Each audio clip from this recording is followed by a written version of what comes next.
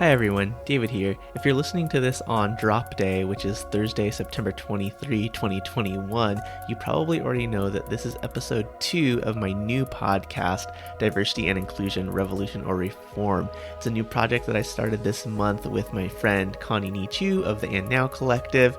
I won't go into too much more detail because you probably already listened to the previous episode with Michelle Mi-Jung Kim, but we're really excited about exploring diversity and inclusion and helping push the conversations towards equity, justice, and collective liberation through my lens of restorative justice and her lens of healing justice.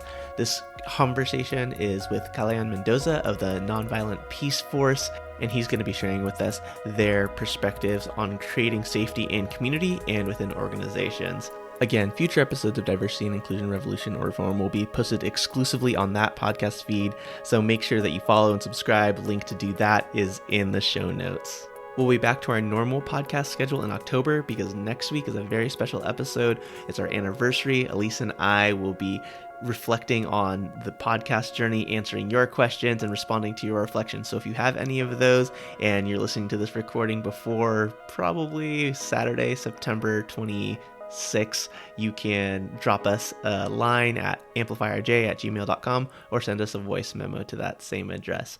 I think that's it. Welcome to today's episode of Diversity and Inclusion, Revolution or Reform, where we talk all things D&I to ask whether D&I can save us, get us free, or move us towards collective liberation. I'm Connie. And I'm David. Each week on this podcast, we'll get into whether D&I is revolution or reform with guests who are D&I practitioners, activists, organizers, or academics and researchers in the field. We talk strategy, mindsets, growth, learnings, and mistakes, and even some juicy D&I confessions, because at the end of each day, we're all humans just trying to do our best. All right, welcome, y'all. Today's guest is not quite a DEI practitioner, which makes this conversation all the more illuminating on the boundaries and limitations of this DEI space. We are so thrilled to have Kalaya'an Mendoza join us today. Just a little bit about Kalaya'an before we jump in. Kalaya'an is an activist, organizer, facilitator, and trainer who spent the last 20 years fighting for social justice and grassroots organizing, ranging from LGBTQ rights to anti-racist organizing and beyond. His work is anchored in nonviolent direct action, community organizing, and solidarity building both locally and globally. Kalaya'an's been with Amnesty International, Nonviolent Peaceforce, and is also the co-founder of Across Frontlines. What a treat to have you here with us today, Kalaya'an. Thanks for being here. Thank you so much, Connie. It's a pleasure to be here. We always start by having our guests share a little bit about their lineage with this work around justice. So for you, how did you get started in this work? Yeah, first of all, thank you both so much for having me on here. David, thank you so much for reaching out. I think for many folks that have been involved in the organizing and activism world, we're born to this. Right. My family and I left the Philippines at the height of the Marcos regime. And at a very young age, I remember being inspired by the People Power Revolution. I'm 42 years old, so I was quite cognizant when the revolution was happening. And I remember even being a child and crying, and not necessarily understanding why I was crying, but feeling this intense sense of hope. And even at a young age, I got to see what nonviolent direct action looks like when it's put into the hands of the people fighting for change. With the current work that I'm doing with Nonviolent Peaceforce, I'm the director of US programs. And what we're trying to do is to build out mutual protection and community safety strategies for communities all around Turtle Island that are grounded in holistic safety and security, informed consent, and many of the ancestral practices that BIPOC folks have carried with us coming into different spaces. But I think with the intersection that I see kind of like the DEI work that I've done, the unpaid labor of it, and the work that we're doing right now is building out holistic safety and security. And what that looks like is emotional or psychosocial safety and security, physical, digital, etc. If we don't feel safe in whether it's our workplace or being on the ground, then we're not able to engage in ways that are authentic to us and in ways that sees us as authentic human beings. So yeah, that's a sort of really quick snippet of where I came from and how I'm here. Wow. Thanks so much for sharing that lineage. I am certainly a fan as I've been following you on Instagram. And I actually love what you're talking about in terms of safety and would love to unpack that a little bit more in what safety means to you, how you understand safety in communities, organizations, and how that can then translate into workplaces. Because I know that David and I often think about like, what does safety mean in workplaces, corporate workplaces, where it seems like there's often a lot of harm. And so how do you define safety, right? What does it feel and look like? And anything you're grappling with when it comes to safety in the work that you're doing? The way I talk about safety is when the conditions are such where you can feel that you can be your authentic self and where you don't feel under threat of violence, whether that's emotional violence, physical violence, and you have the tools that you need in order to keep yourself and your community safe. To me, safety is really grounded in community care.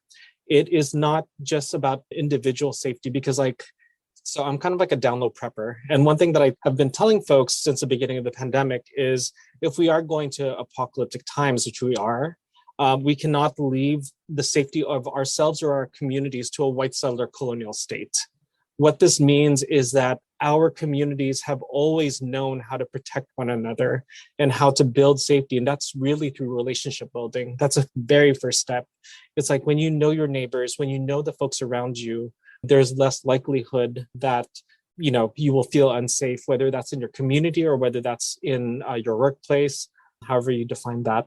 In terms of just some fundamentals, when we train communities, so we were in Minneapolis during the Derek Chauvin trial, during the aftermath of the killing of Daunte Wright.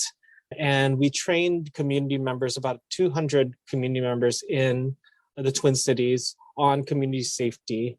And we don't call it security because security is very much grounded, I feel, is very much grounded in patriarchal white settler tactics where people enforce safety. What we say is like we facilitate safety.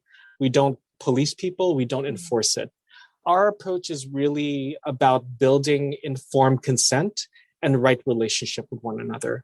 And informed consent essentially means knowing, if you're going to be going into an action, you have all the information that you need in order to make an informed decision. That includes if you are content warning, I will be talking about state and non-state actor violence, both from white supremacists in and outside of uniform. If you're going to an action that could potentially be arrestable, that people should know that that's a case, especially if you're undocumented, especially if you have a record. Informed consent means being able to go into a situation with all the information that you need to make a decision to move forward safely. Right relationship means building from a place of solidarity. So solidarity, the way we talk about it, solidarity is power with, not power over.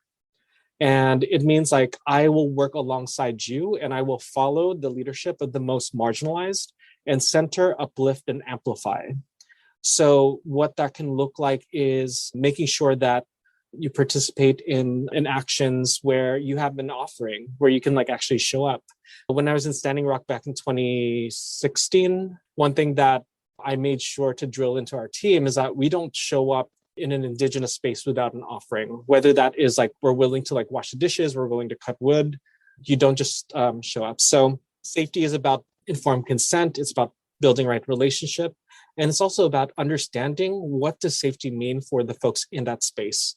Because our identities, both our mainstream and marginalized identities, inform what safety looks like. Safety for me as a queer Filipino that's hard of hearing will look very different than safety for a white-bodied person. I really appreciate how you break down safety as different from enforced security, because I do think that there's a reaction to security, which feels like policing, state violence. And I came into this work really through community organizing and grassroots movement. So being in a DI space makes me feel a little bit kind of like I'm selling out. But I'm curious, when you're thinking about how you're defining safety, envisioning safety, and even the work you do on the ground, do you see that there's place for this in the workplace? Like if we're thinking about a tech company, if we're thinking about a corporate space, even nonprofit spaces, do you see possibilities of what you're talking about in those spaces?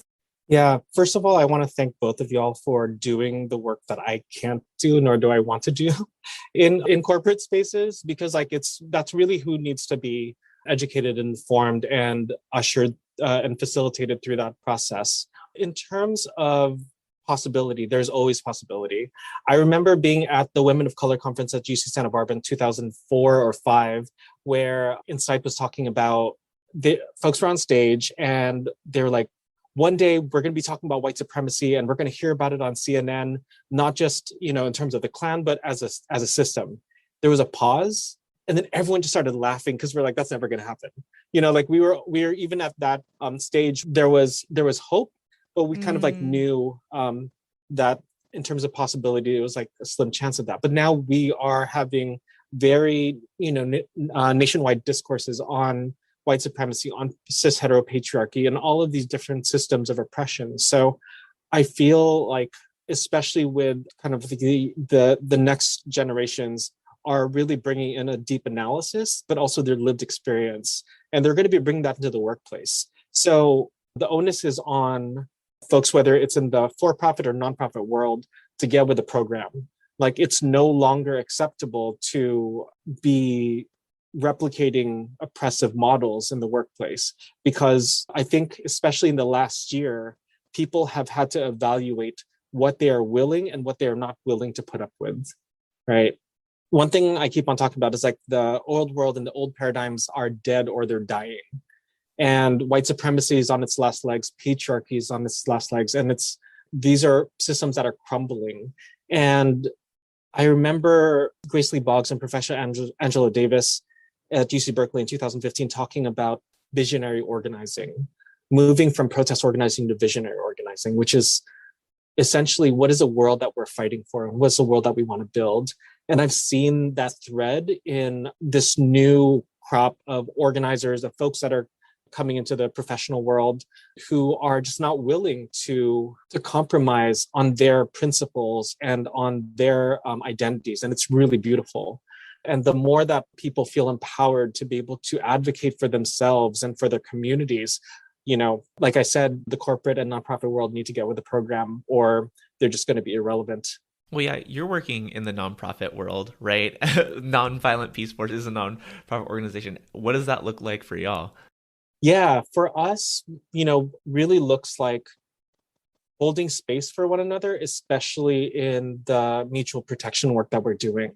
Our team is primarily BIPOC, and folks have experienced violence from the state and non-state actors in different ways, both generationally and also immediately. And one thing that we try to do is to really hold space for those realities that folks are experiencing. One way that looks like very tactically is building community agreements, not ground rules, but like community agreements with one another and like community accountability measures. And I'm sure folks who've been to like a training have gone through like norms or ground rules or even agreements, but these are basically, what do folks need in order to feel safe in that space? One of the agreements could be confidentiality. And if someone breaks confidentiality, how do we as a community call them into that? How do we not participate in disposability politics and like toss people out? How do we not replicate a carceral system where someone is criminalized for not kind of like held in community? So that's, yeah. So keeping confidentiality of a situation, is there an example that comes to mind that you're able to share of that accountability process? Yeah, actually, I'll use another example. So one of the agreements is like, what is shared here stays here, what is learned here leaves here. So we call each other in if it's like, okay, it seems like we're revisiting what was shared rather than what was learned. So what did we actually learn? So rather than, just calling out, we try our best to just like say, okay, so here's what I'm noticing, and here's kind of the harm or the effect. And really not being like, okay, you need to check yourself because X, Y, and Z, because like we are going to have to work with each other, right? And I think that's kind of the approach. It's like, we don't want anyone to feel like they can't make a mistake or that there isn't room for growth, but we do have to have accountability with one another. And for me, that's the most important thing. Is like accountability with community is the strongest form of accountability. Yeah. When I think about my approach to this work being restorative justice, thinking about accountability doesn't look like punishment for sure. And to your point, proactively making those agreements prevents so much harm and builds relationships. But we are working within the context of a nonprofit organization that has to follow federal guidelines around different things around labor. In creating a equitable workplace, and heavy quotes because of like what the federal government deems an equitable workplace. How do you work in parallel to those requirements from a federal government making community agreements? And that might have been a little bit of a leading question because it was assuming that you're working in parallel. But how do you work within that context? Yeah, I mean, like one of the primary things as a 501c3, like we can't campaign for, and we don't. That's just like not within our work. So it makes it easier. I guess like an example of this is, we are nonviolent as it says in our name. And what that means is both not perpetuating violence, physical violence, and not allowing emotional violence or, identifying and calling in that harm when it happens. Yeah, I'm trying to think of an example because like I keep on talking about the white settler colonial state. And I was like, how far removed are we? How close are we? Just because like, we still have to work within that system. Just an example that hopefully most folks will see applied to them is like, we have a 40-hour work week, just like most folks. For me, I was like, the labor that folks put in is both kind of like the intellectual labor and the emotional labor. And I want folks to know that at a certain point, you need to stop working, whatever that looks like. For me, when I think about the context of Amplify RJ being a for-profit business, like what are the things, not necessarily that I'm working in concert with the federal government, but what are the things that I'm replicating that are white supremacist power over, those kind of things. And so as much as, we live in the world that we live in, that is rooted in capitalism. And, it's a little bit different with the nonprofit world, but still, right? How do you navigate bringing these practices into that place? Yeah, thank you. And I try to facilitate as many boundaries for folks, like to remind folks we need to model what community care looks like. We cannot allow the mission or our drive or our connection to this work overwork us, right? This needs to be sustainable. The goal of every nonprofit is supposed to put themselves out of business, but I don't know when safety will be something that everyone sees, but hope that's what we're working for. So I think for what that looks like very tangibly is making sure that, I manage like 6 folks around the country, making sure to be like, okay, no more emails on the weekends. Don't check your phone. If there's an agreement that if there's an action happening or if we have folks that are supporting on the ground, then we have that understanding. So it's really about communicating where our support needs are and kind of like where we turn off and encouraging one another to turn off. Yeah, I think those boundaries are so important. And you talked about how within nonprofits, it's to work yourself out of a job for a certain cause. I think optimistically, or like rose-colored lenses, even in the for-profit world, companies don't exist to turn a profit. Companies exist to like provide a service or provide a product that helps people. And when you're so mission-driven towards that, like I'm going to give my all to this because I believe so deeply in whether it's, providing shoes or providing cleaning services, like you want to make sure that happens for people who are your customers, people who you believe deserve this. But if you're going to do that for 80 hours a week, you're not going to be able to do that for very long. And so those boundaries are super important, whether we're working within nonprofit or for-profit or whatever space. Healthcare, right? Like this work goes beyond any given moment that we're in. I hope to be doing this work for the next 30, 40, 50, who knows, years. Well, I'm curious, like what does community care look like in the nonprofit spaces that you work in? Because I know nonprofits are also so under-resourced in some ways where people are passionate and they, in some ways, because they are passionate, often identity marginalized, down for the cause, they end up just sacrificing and martyring themselves. So what does community care look like in the nonprofit spaces, knowing that there's all these tensions around like resources, like how does that look and feel? Yeah, on a kind of like a macro level, it means that managers need to be able to have sustainable work plans that are co-built with the folks that are going to be leading on it. Like, I see myself as a facilitator. I hate manager. Like, I've been a manager for a while and I hate that term. I'm like a facilitator. I was like, I surface the brilliance in the room and create a container for folks to be able to do the work that they want. So from like a management perspective, a leadership perspective, I hate the M word. From a facilitator perspective, in this work, I think it's really about building the support infrastructure that folks need in order to be their best selves without burning themselves out. On a day-to-day level, everything from like when you have team check-ins is like asking folks like, what does support look like? One thing that we use kind of like as across team accountability is like sharing out our weekly goals and objectives. And there's a specific column on who can support you, what does support look like, and what do you need in order to be able to do that? Because everyone should feel like they have the agency to identify what support looks like, to ask for it, and also to be able to receive it. So I think as long as we're able to ground the work in support, and community care is essentially seeing the collective well-being, whether that is with your comrades on the ground or whether that's in a workplace with the folks that you work with, that folks are able to say, I need to turn off, or I need to go offline for this weekend, or I need to take a mental health day, and to really make sure that folks do not burn themselves out in the same kind of patterns that, you know, have been replicated for a while, where people will just like go hard and get into the whole hustle culture of things and like put their well-being in compromising positions just to be able to meet a goal. So I feel like the more that we're able to see that there is kind of like this power with one another to build that container, the easier it is for folks to be like, okay, this is what I need for support. This is how I'm going to reinforce my boundaries. And this is how I'm going to call in folks that will be able to support me.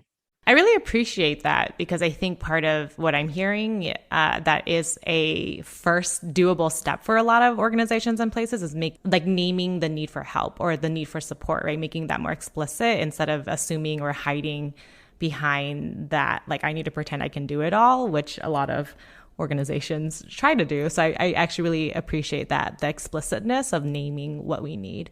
When I'm thinking about the need for all of those things, I think, especially when it comes to taking steps back, taking a break, within the construct of, you know, a 6-person team, if someone's taking a break, that means more work is going to fall on somebody else, right? And so like in the hustle and bustle, and maybe that's not necessarily the case in your context, but I'm thinking about other examples where people have work objectives that quote unquote need to get done, right? Because that is the service we're providing, that is the product we're producing. And then when somebody takes a step back, how do you navigate conversations around the additional work that other people then have to do?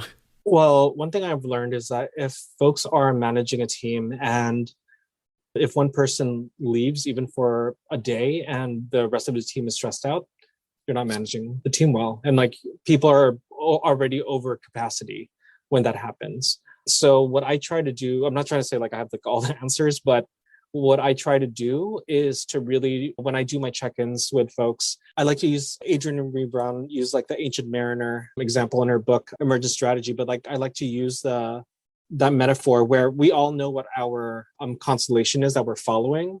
We all have different roles in the boat. And it's important that we're all able to kind of like move at the same speed and really at the speed of trust with one another to be able to get toward that. So that way people can take their oar out of the water and take a rest as needed.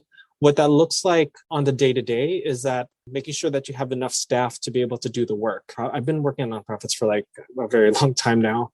And I see that folks are given way too much work and expected to do magic with the little amount of time that they have. So I think it's really important, you know, for the board, for senior management to really understand what is that constellation, what are the resources that people need, and that also includes, you know, people power resources, time, etc., in order to do that, and really consistently check in with the team in order to make sure that folks are not feeling overwhelmed or I mean, there will be times when that happens. That's just like the nature of the work that we do. But to be able to facilitate that with each other rather than seeing ourselves having to martyr for the movement. I've seen that over and over again. We need solidarity. We don't need saviorship. We're always curious about, and you're in a little bit of a different space because you don't consider yourself a DEI practitioner, right? Even though you kind of, there may be overlaps or crossover. Yeah, I don't. Okay. We're not offended. We're curious what you're wrestling with in your organizing work, just given the lineage that you shared in the beginning, moving through to this current moment and the movements that we're in. And we're also really curious to know if you're bumping into any specific tensions with DEI as it's coming into more mainstream practices, especially in nonprofits, I think. And not only nonprofits, but really just like generally within our country, for better or worse. I have a lot of thoughts about that, but I'm just curious to know like what you're grappling or wrestling with in your organizing work and if it's bumping into any of the DEI mainstreaming effects. Yeah, no, everything's perfect. And we're all, no, sure. No, I mean, like one thing that we say at Nonviolent Peaceforce is that conflict is inevitable, violence is not. So how do we allow for conflict to happen in generative ways? Whether that is a conflict of folks who may not understand why we share our pronouns to grappling with kind of like ideological shifts. So in terms of like what we're grappling with, I think it's really how do we build these generative spaces of conflict, both, within the staff, with community members, who may come from very different backgrounds. Some folks may be really conservative. Nonviolent Peaceforce is a nonpartisan organization, which means like we don't take anyone's side, but we see ourselves as serving kind of like as in terms of like shuttle diplomacy, like being able to create a space where both sides can speak. I don't know how that's going to look like in the US, but in Myanmar, the Philippines, Iraq, South Sudan, we build relationships both with, whether it's internally displaced peoples or the military or guerrilla groups. So it's really about finding ways to surface conflict and hold conflict in a generative way. Real talk, it is very hard having seen and done work on police violence for most of my professional life and trying to build an understanding of folks on that side. Like that's hard. Like it's really hard to put yourself in that, but that's part of the work that we do is like we take that on in order for communities to be able to show up in the ways that they need to talk about what safety looks like for them.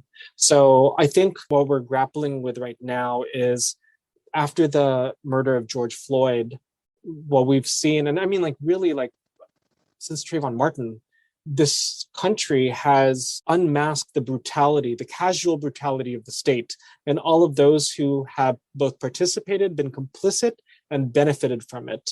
And it's important for us to be able to address those head on.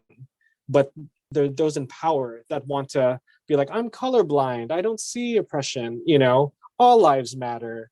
And I want to say that within our generation, we'll be able to have these conversations, but if not, we got to be in for the long game.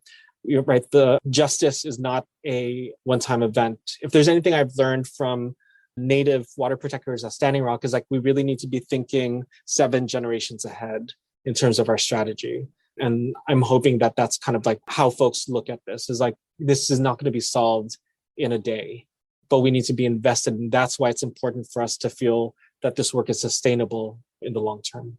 I really appreciate that. And I think that what I really appreciate about that, your response and just kind of like what you're bringing into this conversation is that for, at least in my experience with facilitating and consulting on DEI, is that it's really like immediate, like we need immediate strategies and quick fixes. We want to see results overnight, but really in the lineage that you come from, right, where their practice is really about grassroots community building and solidarity, it is very much like, what does the world look like 7 generations down and how can we get there, right? Like what is the organizing principle around the work we're doing now to get to the future we want? And we may not be in that future, but, we're passing it down to the people who are coming after us.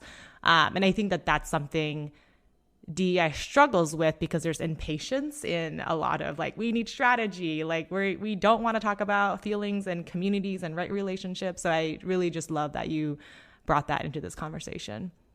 Thank you. I appreciate you saying that. Yeah, it's like the scarcity mentality is just like so rooted in white supremacy and colonialism, right? Like when it's like, oh, we only have this amount of time. It's like, okay, then be real about what you can do, right? I think that's one thing that what I've seen senior managers do with folks trying to support in the DEI work that's happening is like demanding the impossible, when in fact it should be like, what is a shift that needs to happen within the culture? Whether that means like folks sharing their pronouns, whether that means folks checking themselves and like having that culture of accountability. Like those are by no means easy things, but the work that y'all are doing is just so needed. And I'm hoping that folks realize that it takes time, energy, and resources, and it can't just be like overnight.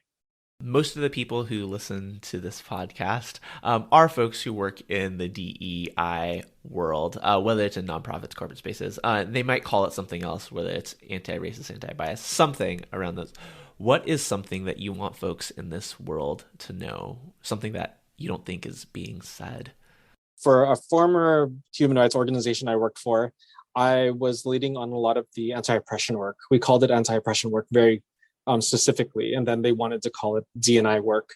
The white supremacy, capitalism, and cis heteropatriarchy are so rooted in organizations and companies, et cetera, that it's important for us to know kind of like when, just as how we talk to folks about building boundaries, like when do we say, okay, I can't do this, or this isn't generative. There comes a point where I hope folks recognize that they can move away from harm happening to them. I wish someone told that to me at the start, because I was like, my people's, well-being relies on me. And I was like, that's saviorship. That's not like solidarity. So I'm hoping that folks build a culture of support with other practitioners and hold space for one another, because we are the ones that know best what safety and what care looks like, especially in the work that we do. I really appreciate that. Another question that we ask is, going to our podcast title, do you think DEI is revolution or reform? I think it's a step towards revolution. I think it is a movement towards revolution. We need to meet folks where they're at, right? One thing I've learned as an organizer is like meeting folks where they're at.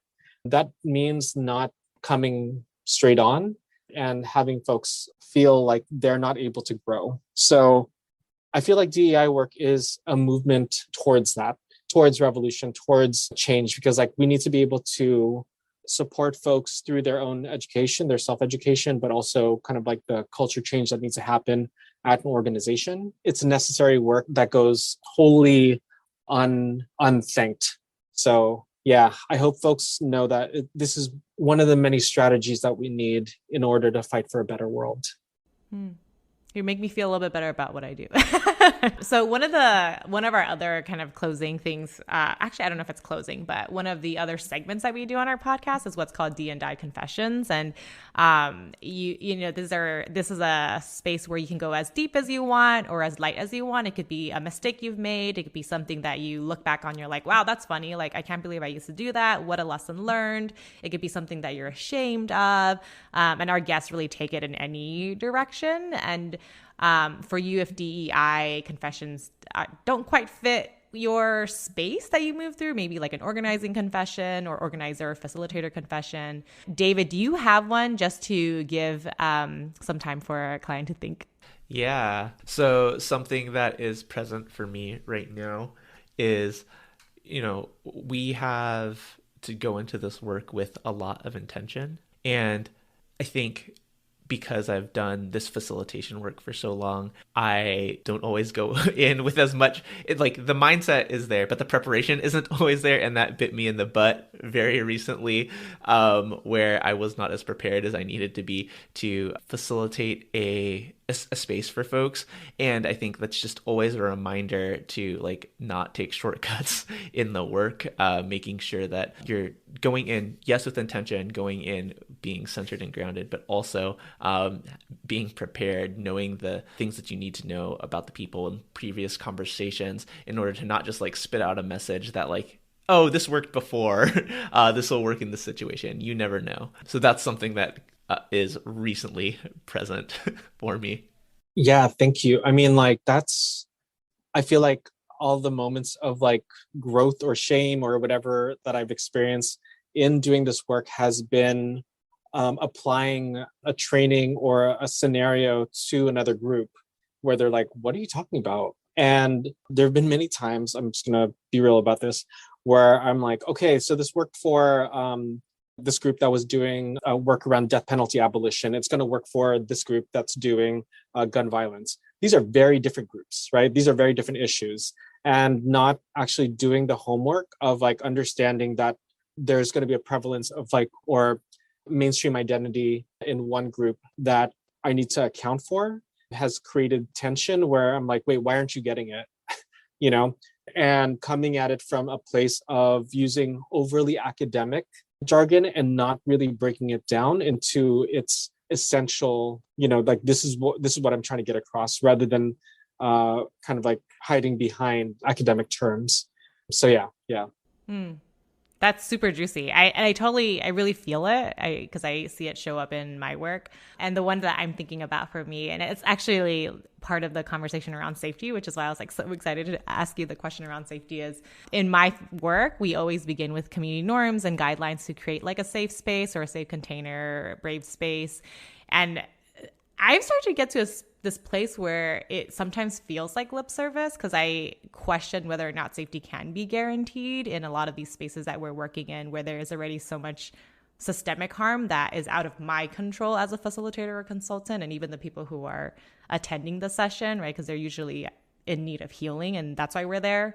So I've started to really shift and think about harm reduction, and I don't know, even that doesn't feel good enough. So we talk a lot about safety in the work that we do, especially for identity marginalized folks. But then I'm like, can I guarantee it? Like, I can't actually guarantee it. So there's this like heaviness that I'm always like sitting with when I'm doing these guidelines and norms and talking about safety. But I appreciate what you shared today because it kind of gives me a different way of thinking about safety in all those different dimensions.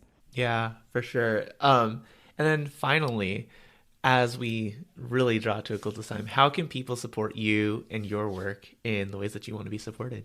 Sure. So we're working with the Asian American Federation right now on their Hope Against Hate campaign to build safety ambassadors here in New York City. In the last year, we've seen, I don't want to assume, but there has been a huge rise in anti-Asian violence, that is grounded in white supremacy.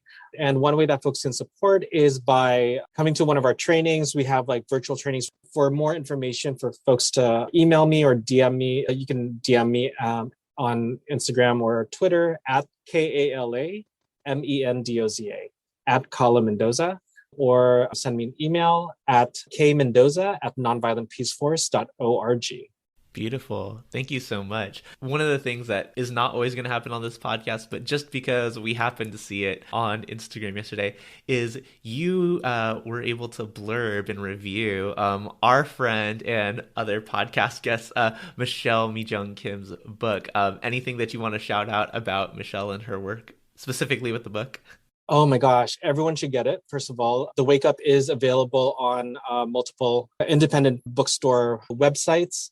If you just Google it, The Wake Up and Michelle Kim, I think it is a book that, and really kind of a guidance that many folks need in terms of like, how do we turn, good intentions into real change? Because as we know, intentions aren't sufficient. There needs to be real impact. And Michelle really breaks it down in accessible ways, being that she has done D&I work with so many different organizations and companies. I feel like her approach is wrathfully compassionate and deeply accessible. One day we're going to have to get both of you on here and have a group conversation. Well, thank you so much for just giving us your time, your gifts. We are so excited to continue following the work that you're doing and supporting you. And definitely hope to have you back on with Michelle as well. And just to keep being in relationship with each other. Thank you. And if I may, I hope I don't take up too much time, but I just wanted to ask y'all, what's one thing that you're doing to care for yourselves today, if you're okay with sharing? Thank you for asking that. That's a really good question. The one way that I care for myself, and I think David has like caught sneak peeks of this, is I always eat when I'm hungry. So like I never like put work aside to say like, oh, let me finish work first. Like I always like once my stomach is rumbling, I'm like, no, I'm gonna eat. And even if I'm like having a conversation with David still, like I'm like, David, I'm sorry, I'm gonna grab food and eat while we're talking. But nourishing my stomach is one way that I take care of myself. I haven't thought about it, and so thank you, Connie, for going first. I think this counts because I say it counts, but I think one of the things for me right now is just like creating the list of to-dos, what needs to happen today. I'm in this period of transition and strategy where there are a bunch of things, but I haven't yet like put the to-dos down on paper, and so like that's what I've got. What about you? I'm going to book a second appointment with my therapist this week. So that's one thing I'm doing for myself today. That's going to be kind of like later down the week. So yeah, I really appreciate y'all sharing. And I hope that your listeners also kind of ask themselves, because as we know, the last year has shown us that we are the ones that know best how to keep ourselves safe and how to protect ourselves. This is the white settler colonial experiment is crumbling, and we're watching it crumble. And we need to be able to hold and love one another deeply and more fiercely and more intentionally than the state hates us. So I really hope that y'all are able to care for yourselves in the ways that you need. And if there's anything that we at Nonviolent Peaceforce or I personally can do to support y'all, please let me know. Thank you for that. What a beautiful way to close out for us. Thank you so much. Whew. Loved that conversation with Kalaya'an. It was so good to meet him. Not only you have been following him on Instagram, but I have too. And it was really good to really, like, we've been talking in the DMs a little bit, but it was really good to sit down and have a conversation. What stood out to you today? Oh my goodness. So I think what I really appreciated is how he approaches this work, where he sees conflict as inevitable, but violence is not inevitable. And he really looks at conflict as generative. And I think that's something that the DEI space can really take on, because we tend to, and we as in like the big collective, we tend to shy away from conflict and get really scared of conflict instead of working through them or really seeing conflict as a gift and a way to grow. So I really appreciated that. But what about you, David?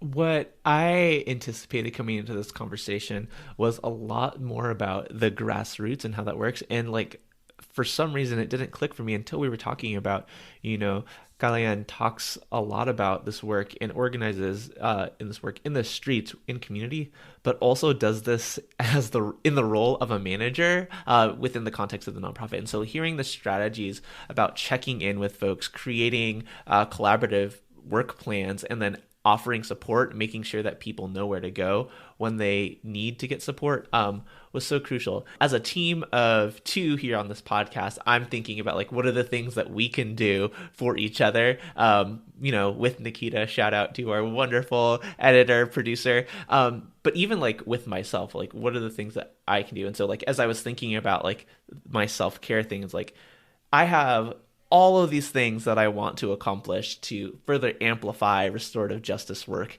And I'm not going to do this all by the end of September, right? Or by the end of 2021, or even by the end of 2022. And I can't put all of that on myself because I'm going to burn out. And so like, that was just a good reminder for me. So that's really what's sticking with me.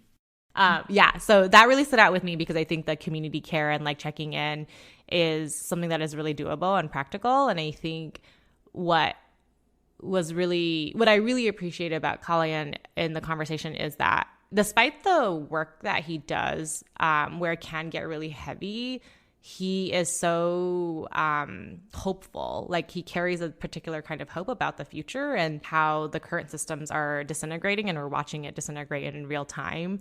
And I think that community care and that self-care and that building a right relationship really does help us get to a place of hope, because I know I often feel despair when I do this particular work, and it just seems like we're chipping and chipping, but we're not really getting anywhere.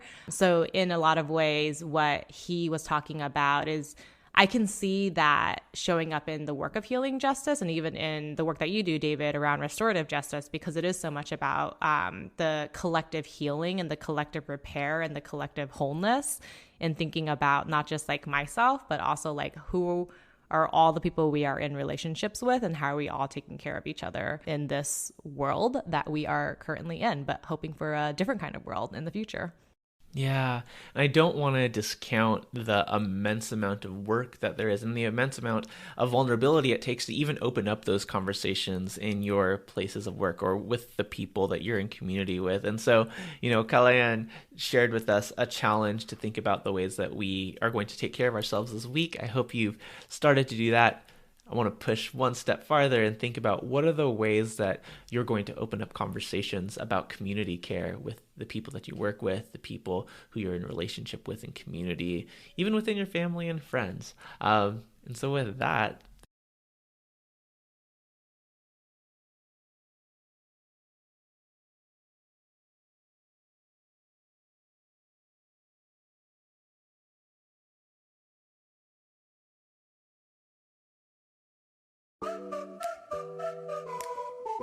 Thanks for listening. We'll be back with another episode next time.